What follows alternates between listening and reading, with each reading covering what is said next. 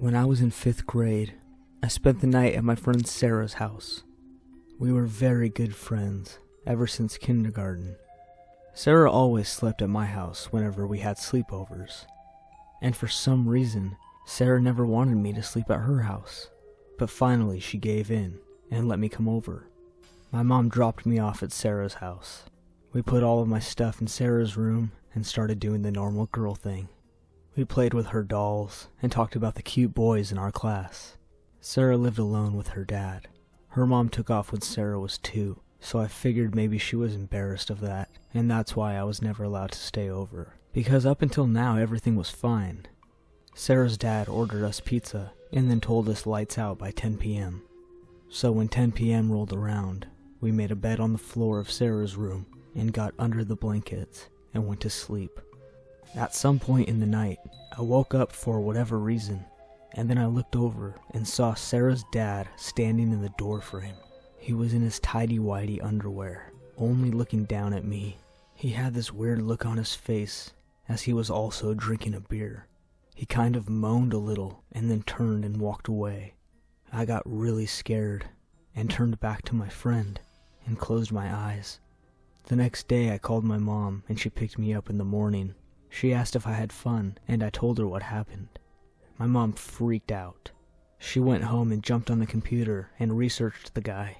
Apparently, he was a sex offender. I won't get into details, but all you need to know is that I'm lucky that him staring at me was as far as it went. Now I know why no one was ever allowed to stay at Sarah's house. I had just turned 8. I invited all of my classmates over for my birthday party. My dad greeted each parent and child as they showed up and dropped off their kid. After we played games and ate cake and opened gifts, it was time for all of the girls to go home, and the rest of the boys were staying the night. We watched scary movies and ate popcorn and did typical boy stuff before we started falling asleep, one by one. The next morning, as my friends' parents were picking them up, my dad was greeting them again and saying thanks for coming. And then this guy walked up to our house and said hi and that he was here to pick up my friend Jacob. My dad asked who he was because he wasn't the person who dropped Jacob off. The guy said he was a friend of Jacob's dad and the dad had to work, so he sent me to pick up Jacob. Something didn't sit right with my dad, and I could tell. He said I'm going to have to call and make sure Jake's parents know about this. The guy got mad and said, "What, you think I'm lying?" My dad got mad back and told him to wait outside as he was going to call Jacob's dad. My dad shut the door and called Jacob's father. My dad said, "Hey, there's this guy with a goatee and hoop earring here to pick up Jacob, and he said that you were at work?" I could hear on the other line Jake's dad screaming and saying, "No, I'm at home. That's my neighbor. Don't let him touch my son." My dad hung up the phone and ran back to the door to confront the guy, but he was gone when my dad opened the door. I never found out what happened after Jake's dad came and picked him up, but I don't want to know.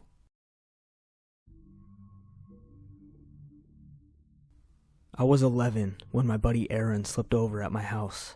I remember my mom rented Buffy the Vampire Slayer from Blockbuster and ordered a pizza for us. My mom and dad went to bed and told us to lock the front door before we fall asleep. We made our fort in the living room and just about finished the movie as I was falling asleep. Aaron woke me back up and reminded me to lock the door. I got up and I locked it and went back to lay down. But getting up and locking the door gave me another burst of energy, so we turned on my Nintendo 64 and started playing Mario Kart. In the middle of a race, Aaron said he thought he heard something outside. I brushed it off and kept playing the game, and then a minute later, he said he heard it again. So I paused the game, and we both got quiet to listen, and as we were both looking at the front door, we saw the doorknob start turning slowly. Aaron instantly started crying and saying over and over again, "We're gonna die, we're gonna die, oh my god, we're gonna die." I told him to be quiet, and I ran to my parents' room and woke my dad up. I told my dad what was happening, and he jumped up and threw his pants and shoes on and ran to the front door. My dad unlocked it and ripped the door open and could see a man running away from our house. My dad chased after him for a block or two, but eventually, the man outran my dad. My dad called the police, but they basically said there was nothing they could do. Aaron's parents were called, and he got picked up, and I'm so glad that Aaron reminded me to lock the front door. In my early 20s, I'll admit that I shouldn't have been doing some of the things that I was doing. I was very deep into drugs, and it wasn't uncommon to have random friends of mine staying over at my apartment. One night, late at night, around 9:30, a knock was on my door. It was my friend Toby. He was strung out, asked if he could crash at my place. I said yeah. We sat in my living room and started talking. He was crying and very upset. I guess somebody robbed him and took all of his money. I felt so bad. I lit up the meth pipe and offered him a hit. We both got very high that night. I told him he could crash on the couch, but I was going to go to my room to go to sleep. In the middle of the night, I could hear him crying. I tried to ignore it, but he didn't stop. I finally got up to see what was going on. I walked out to find him with a pistol up to his temple. I said, "Toby, whoa, relax, dude." He kept crying and yelling that he had nothing to live for. I tried calming him down, but in the middle of my speech to try and calm him down, he pulled the trigger. Brains covered my wall. I was in shock and tripping balls from the meth too. I do not let anyone sleep over anymore after seeing that. We all know the rules for staying the night at someone's house when you're a kid. Don't fall asleep first, because everyone else will mess with you. But this sleepover went horribly wrong. 4 of us were sleeping at my house during summer break from 5th grade to 6th grade. We were all up really late, because no one wanted to fall asleep first. But eventually, our friend Zach crashed out. The 3 of us were giggling and discussing how we should mess with him. One kid said to put his hand in warm water. I said, let's draw penises on his face. But our other friend Ryan said, let's take a can of deodorant spray and a lighter and blowtorch his leg hairs a little bit. Being young boys, that sounded hilarious, so we got the supplies and started lighting Zach's leg hair on fire. We all were trying to hold back our laughter. Zach kept sleeping through it, didn't even notice. And then Ryan said, this is boring, let's try his hair on his head. We were unsure of doing that. Head hair is a little bit different than leg hair.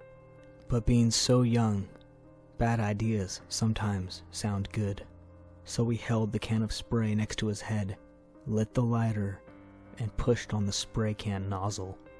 The flames instantly caught all of his hair on fire. Zach woke up and screamed as his entire head was engulfed in flames. All of us were screaming too. My parents ran out and saw what was happening and ran to the kitchen to get water. They poured it on his head and put the flames out. 911 was called and Zach was treated for his burns. We never thought his hair would catch on fire, but it did. And I'll never forget the smell of the skin on his head melting down to the skull.